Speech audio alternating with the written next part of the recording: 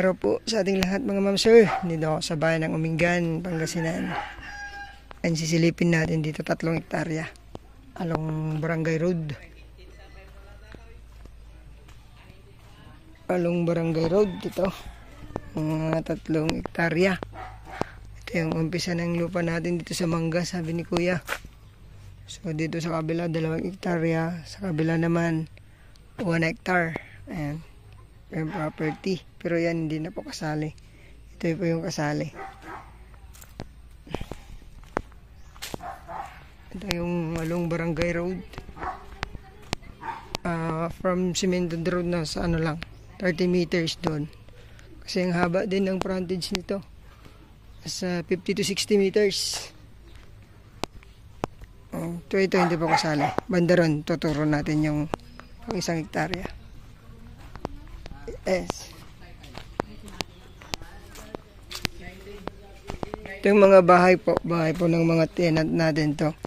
Pero tapos naman po yung usapan na nila. Ito sa part na to, babayaran daw yung pagka-tenant nila. Ito po yung rice land. Ito yung rice land po na sinasaka dito sa kabila. 2 hektarya po ito. So yung mga 1.5 hectares po yung nasasaka hanggang dun. Sa green na yan, kasama po yan. Hanggang dun yung property. So ito, di pa natamnan pero may punla na. Pinapaano na lang yan.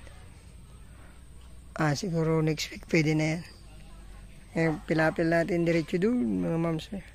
Tapos puntahan natin sa dulo, may mga fruit bearing din to mangga, santol, ayan. Tapos avocado, melina. Tara po, kabila natin.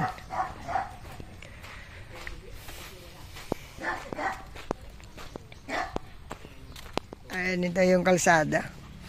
So, marang barangay rito. Tapos yung lapit po ng ano yan, Barangay Cemented Road. Ito, may mga fruit bearing trees siya. May mga avocado, melina, santol, langka. Tapos may tamarin. Ito naman po yung umpisa ng isang yung kumabila. Tingnan natin mamaya dyan kasi mayroon pong dyan, solar pump na ginagamit nila sa patubig. Ayan, may mga kawayan siya. Pasukin ko lang to dito, banda rito mga ma'am sir. Ay melina, tamarin, duhat, kawayan, bayog. Ito. So, yun, umani daw sila dito ng 150 pataas. Umabot pa nga daw si tatay ng dito, ng 200. Ang laki pala ng duhat. Nilinis na. Sakto pagpunta nyo mga ma'am. So, ang ganda naman ng bundok ko. Ito po yung nasasaka.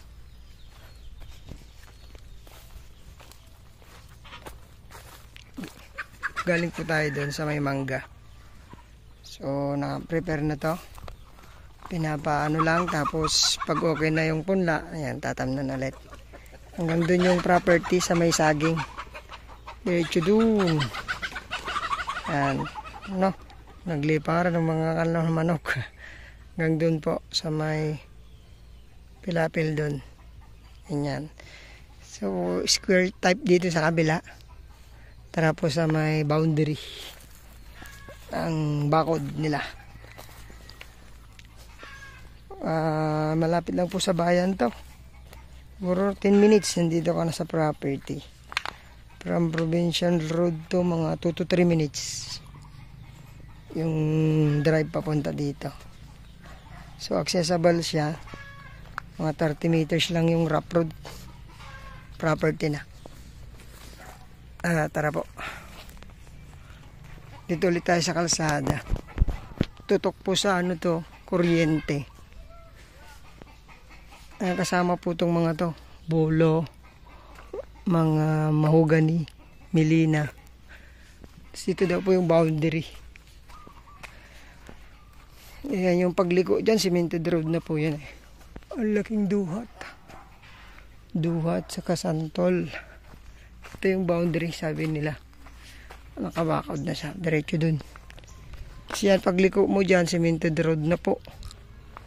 So, pag ganun din tong property. Sakop tong malalaking puno ng santol, tsaka duhat. Ay, pasukin po natin sa loob. Maganda rin po dito sa loob. May bolo.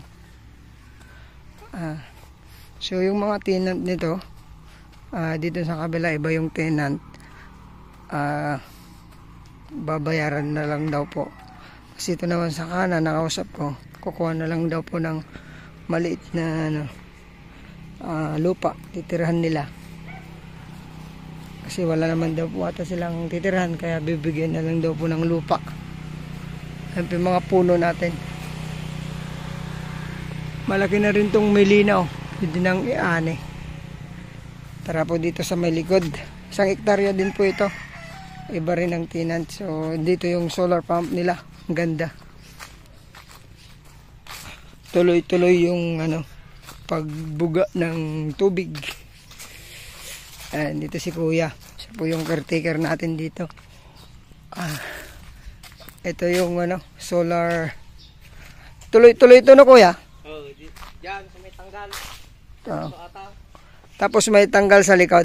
May irrigation na maliit. Ito namang tubig na to galing sa solar pump. Karayan pa lang ara. Karayan pa lang.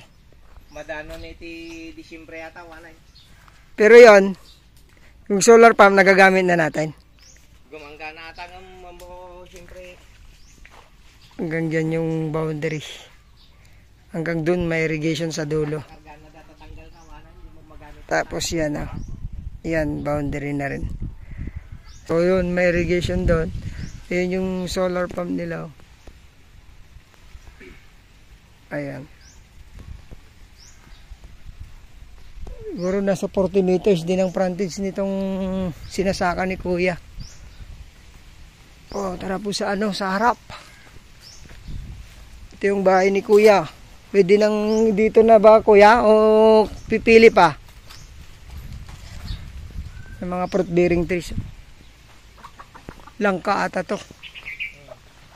Tapos may mangga, tapos santol. Ayan, may poso na rin para sa tubig.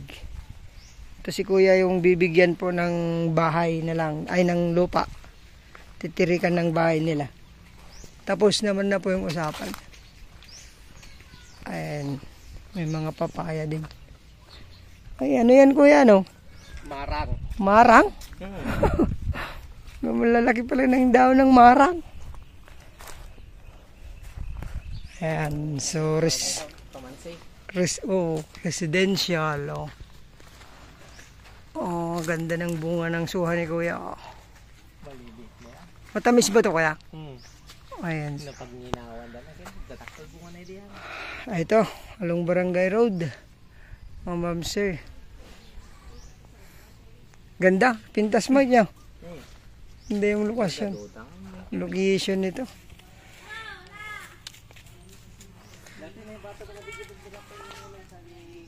Gilakaw. Ayan, dito pa rin tayo sa likod. Pinalikan natin dito sa likod.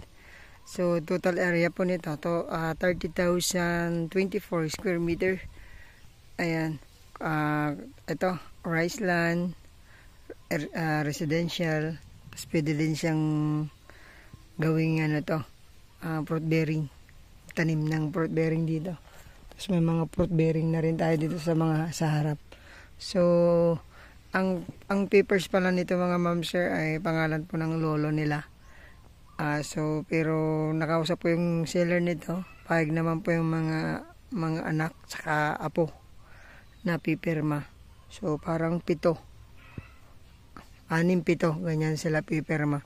So, pagka nagustuhan do po ninyo, pupunta po silang lahat para pumirma at makita natin sila personal.